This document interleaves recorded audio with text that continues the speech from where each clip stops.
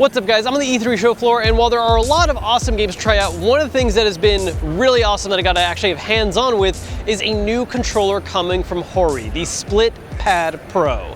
Now they just announced this on the second day of the E3 show floor, and what it is a new set of Joy-Cons designed for the Switch that attach directly to the sides and offer a much larger, more comfortable grip design. Now to be clear, the controller I got to use is a prototype version of the final product. It is a fully functional one, so I was able to play games with it, but the final version is going to be a little bit different, having a different plastic, different finishes, and overall probably just up the comfort level a bit more than what I got to experience. That being said, honestly, it was awesome to use. I always like using my Switch in handheld mode, but sometimes it's not the most comfortable experience. The Joy-Cons are really nice to use when they're on their own, floating, but on the sides of a Switch, it just gets very uncomfortable over time. It doesn't really have anything in the form of a traditional grip, and that is something that this controller adds. Now, just like with their D-pad Joy-Con attachment, these are only working when connected directly to the Switch. They are not designed to be used wirelessly or floating in the air, but the main goal really with this is so that you can use your Switch in handheld mode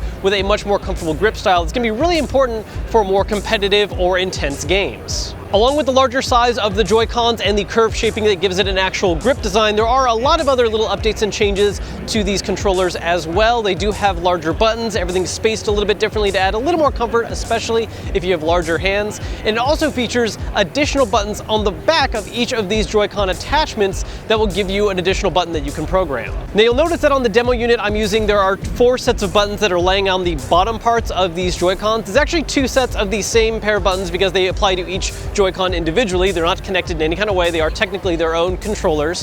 One button acts as a turbo feature, while the other one is the programming button you use to figure out what button you want to use for those back buttons you're able to press for easy access. Honestly, this is a product that I am really excited to see, because while there are a lot of third-party controller options out there for the Switch, there hasn't been any officially licensed Joy-Con alternatives just yet, aside from Hori's own D-pad Joy-Con. And again, while it adds D-pad, it doesn't actually change the shape of the Joy-Cons themselves. So this is the first time we're seeing an actual licensed product that is giving you a more comfortable grip design.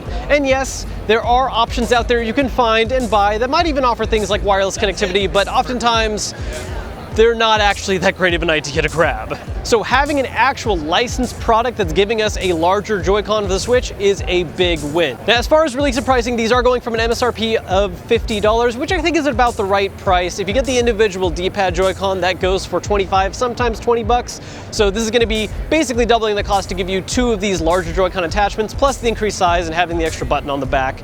And they are slated to be coming out at the same time as Daemon X Machina, which these particular split pads are designed to be kind of based on the same image of. In fact, they have just really nice subtle branding of replacing the X on the X button with the Daemon X Machina symbol, which is cool.